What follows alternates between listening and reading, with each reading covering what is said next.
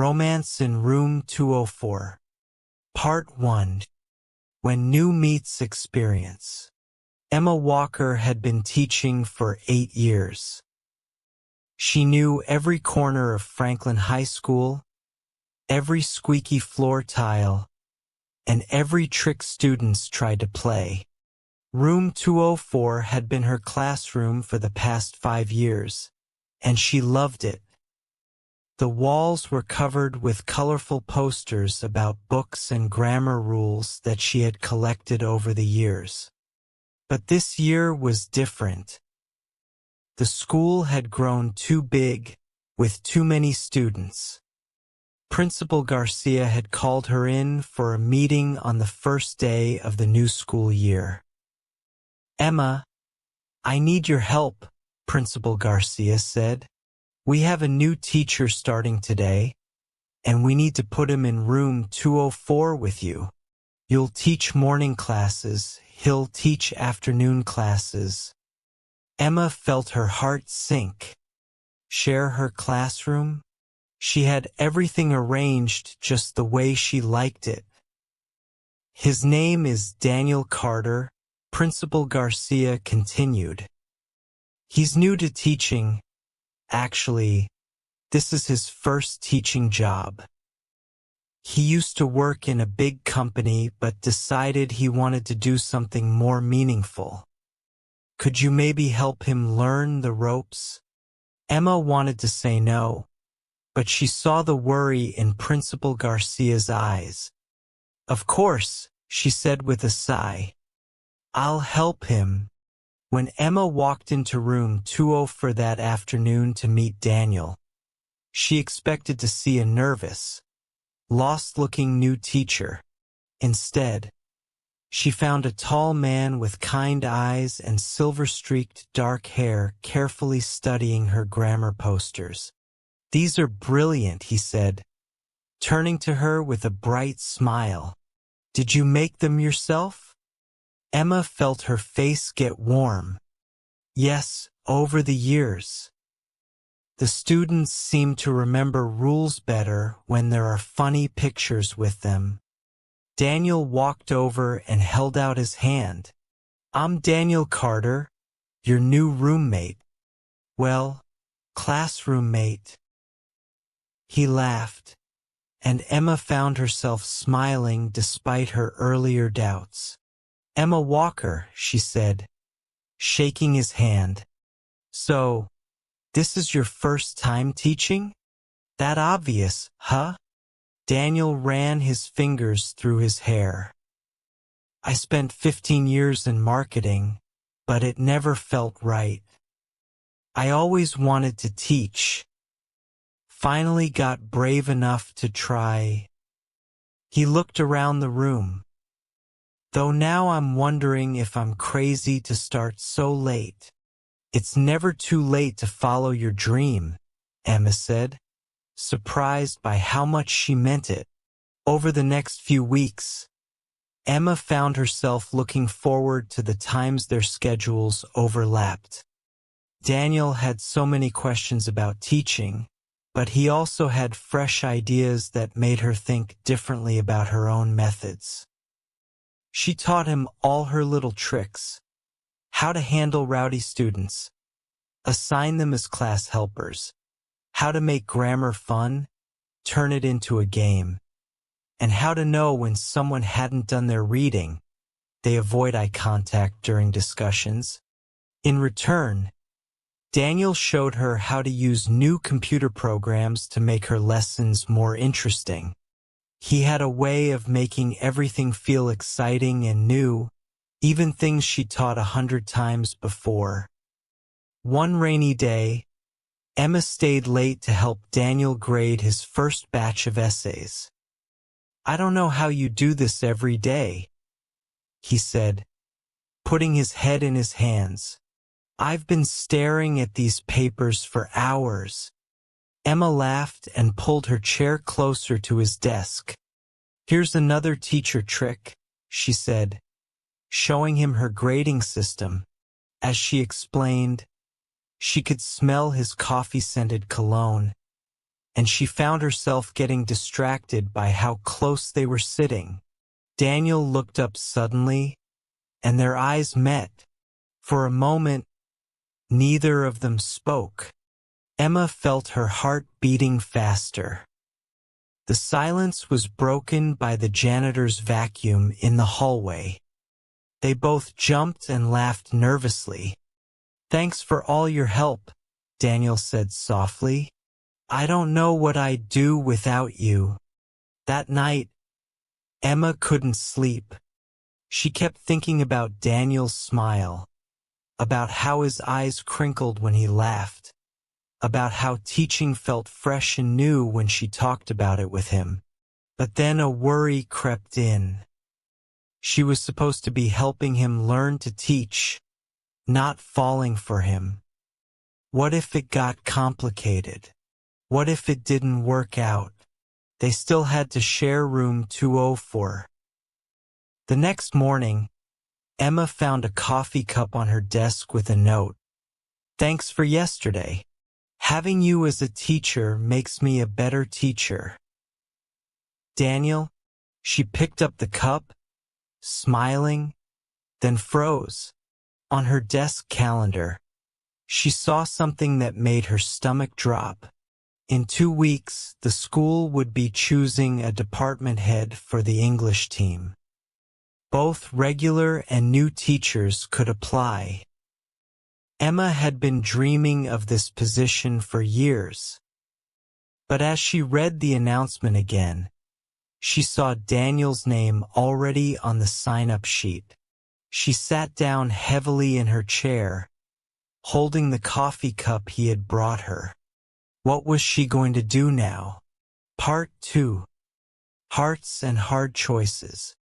Emma spent the whole weekend thinking about the department head position. By Monday morning, she still hadn't signed up for it. As she walked to room 204, she heard Daniel's laugh coming from inside. He was talking to a group of students before class. "No way, Mard Carter. You used to make TV commercials?" a student asked. "Sure did," Daniel replied. "But trust me, teaching you all about Shakespeare is much more fun." The students laughed, and Emma couldn't help but smile. Daniel had a natural way with kids that had taken her years to develop. She waited until the students left before entering. "Good morning," Daniel said brightly. "I brought you coffee again." He pointed to her desk where a steaming cup waited.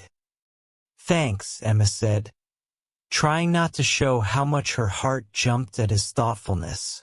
"So, I saw you signed up for the department head position." Daniel's smile faded a little. "Yes, I did. I know it might seem crazy since I'm new, but Principal Garcia suggested I try. She said my business experience might be helpful." He paused. "Are you going to apply too?" Emma opened her mouth to answer, but the morning bell rang. Students started filing in for her first class. "We'll talk later?" Daniel asked, gathering his things. Emma nodded, but inside she felt confused. Principal Garcia had encouraged her to apply for department head too. In fact, the principal had been hinting at it for months. Throughout her morning classes, Emma kept getting distracted. She loved how she could hear Daniel's classroom music playing softly during his lunch prep period. She noticed how he had added his own touch to their room. Little motivational quotes, written on colorful paper stars, stuck between her grammar posters. During lunch break, Emma sat in the teacher's lounge with her best friend, Maria, who taught math. "Just tell him how you feel," Maria said. after Emma explained everything. It's not that simple, Emma sighed.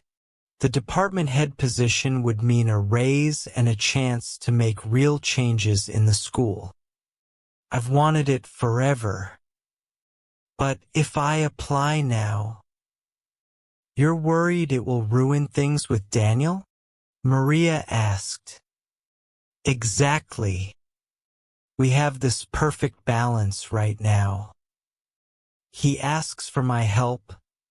I give him advice. We work so well together. Emma stirred her soup without eating it.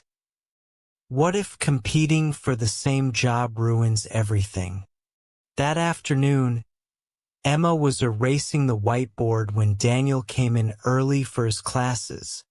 He was carrying a stack of papers and a worried look. Emma, can I ask you something? He said, putting down the papers. I'm having trouble with my senior class. They're not connecting with Romeo and Juliet at all. Any tips? Emma smiled, momentarily forgetting her worries. This was what she loved, actually helping students learn. Well, what if you tried? They spent the next 20 minutes planning a lesson together. Emma showed him how to make Shakespeare relevant to modern teenagers, and Daniel added ideas about using social media comparisons. They got so excited about the lesson plan that they didn't notice how close they were standing until their hands brushed as they both reached for the same marker. They jumped apart, both blushing. I should. Emma started. Yeah, I need to. Daniel said at the same time. They both laughed nervously. Then Daniel took a deep breath. Emma, I need to tell you something, but just then, Principal Garcia walked in. Oh good, you're both here. I wanted to remind you that department head applications are due tomorrow. Emma, I haven't seen your name on the list yet. Emma felt her face get hot. She saw Daniel looking at her with surprise. You haven't applied? He asked softly. I've been thinking about it, Emma said. Principal Garcia looked between them, seemed to sense the tension, and quickly left. Why haven't you applied? Daniel asked. Emma, you're perfect for the job. You know everything about this school, about teaching. The other teachers respect you so much. Daniel, Is it because of me? He asked. Because I applied? Because if it is, I'll withdraw. You deserve this position. No, Emma said quickly. Don't do that. You're an amazing teacher. You bring such fresh ideas. The students love you. They stood in silence for a moment. The warning bell rang, and students would be arriving soon. What if we both apply? Daniel suggested. Let them decide who's best for the job. No hard feelings either way. Emma looked at him, at his kind eyes and hopeful smile. Could it really be that simple? And maybe, Daniel added quietly, after all this is decided, maybe we could get coffee somewhere that isn't room 204. Emma's heart skipped a beat. But before she could answer, students started coming in for Daniel's afternoon classes. She gathered her things quickly, her mind spinning. As she walked to her car that evening, Emma pulled out the department head application form from her bag. She had a lot of thinking to do tonight. About the job. About Daniel. about what she really wanted, and she had until tomorrow to decide. Part 3. Decisions and New Directions. Emma sat in her car for a long time that night, staring at the department head application. Finally, she made her decision. She filled out the form carefully and put it in an envelope. The next morning, she arrived at school extra early. The hallways were still dark and quiet. She stood in front of Principal Garcia's office, holding the envelope, when she heard footsteps. It was Daniel, also holding an envelope. "Great minds think alike," he said with a small smile. "Early bird gets the worm?" Emma nodded, trying to smile back. They both dropped their envelopes into the principal's mailbox. "Coffee?" Daniel asked, pointing toward the teacher's lounge. They sat together in the empty room, watching the sunrise through the windows. Neither mentioned the applications. "My senior class loved your Romeo and Juliet ideas," Daniel said instead. "Comparing the family feud to modern social media drama was brilliant." One student even said, "Wow, this Shakespeare dude really gets it." Emma laughed. "Shakespeare dude. Hey, whatever works." Daniel grinned. "That's what I've learned from you. Good teaching isn't about being perfect. It's about connecting with the students." The next few days were strange. Emma and Daniel still shared room 204, still exchanged smiles and coffee cups. But there was a new tension in the air. Everyone was waiting for Principal Garcia's decision. On Thursday, something unexpected happened. Emma was helping a student after class when she overheard two teachers talking in the hallway. "Did you hear?" Both Emma and Daniel applied for department head. One said, "I heard something even better." The other replied, "Principal Garcia is thinking of choosing both of them, making them co-department heads." Apparently, it's been done at other schools. Emma's heart started beating faster. Co-department heads? Could that work? That afternoon, she had trouble concentrating on her teaching. She kept thinking about working with Daniel as a team officially. They already made such a good pair in room 204. During the last period, Emma was grading papers when she heard excited voices from Daniel's class next door. She peeked through the connecting door. Daniel had turned Shakespeare into a modern drama. Students were acting out Romeo and Juliet using text messages projected on the board. The whole class was engaged, even the usually quiet students. Emma felt a warmth in her chest. This was why Daniel deserved the position too. He brought new life to old lessons. Together, maybe they could make the whole English department this exciting. After school, Principal Garcia called them both to her office.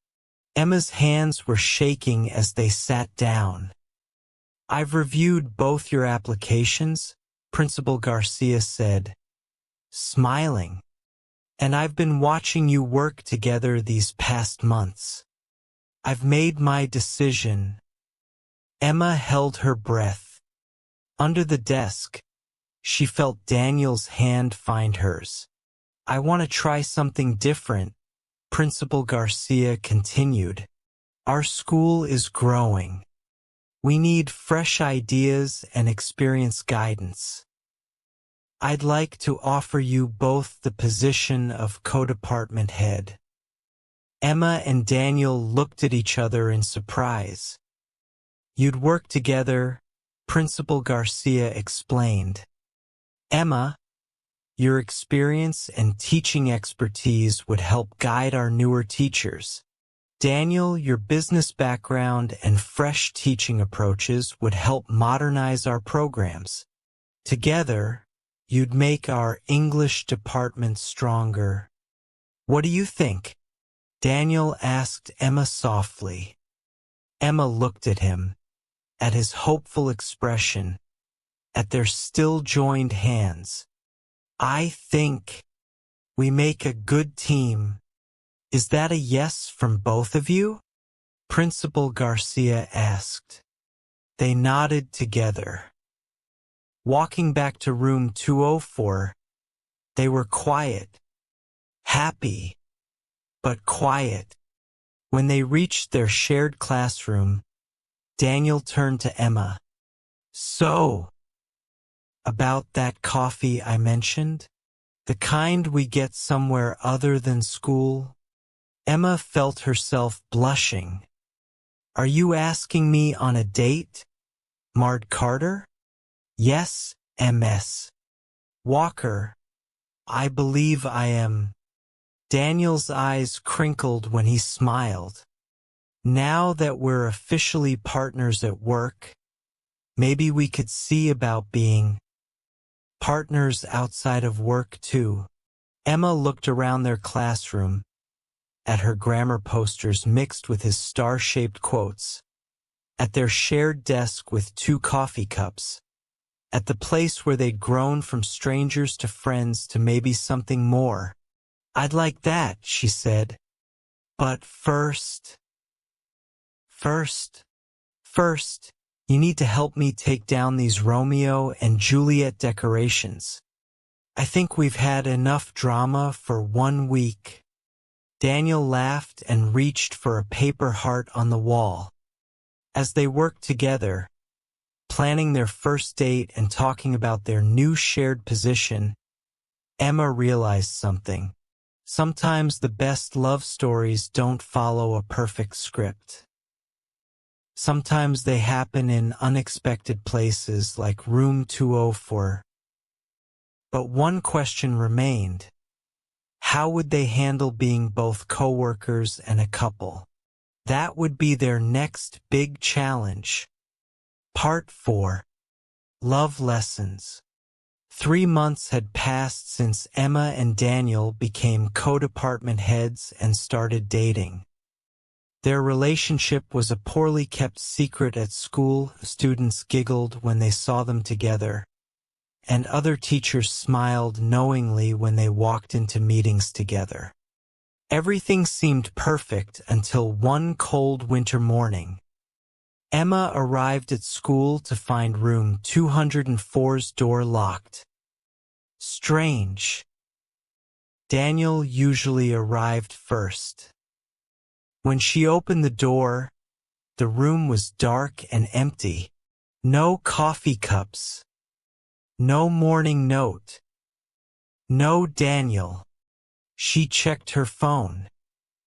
No messages. During first period, Principal Garcia came to her classroom. Emma, can I speak with you privately? Emma's heart sank. In the hallway, Principal Garcia looked serious. Daniel called this morning. He's been offered his dream job, starting a new educational program for underprivileged kids. The only problem is, it's in Seattle. Emma felt like all the air had been knocked out of her lungs. Seattle? That was across the country. She made it through her morning classes somehow, her mind spinning. Why hadn't Daniel told her himself? Was this why he'd been quieter lately?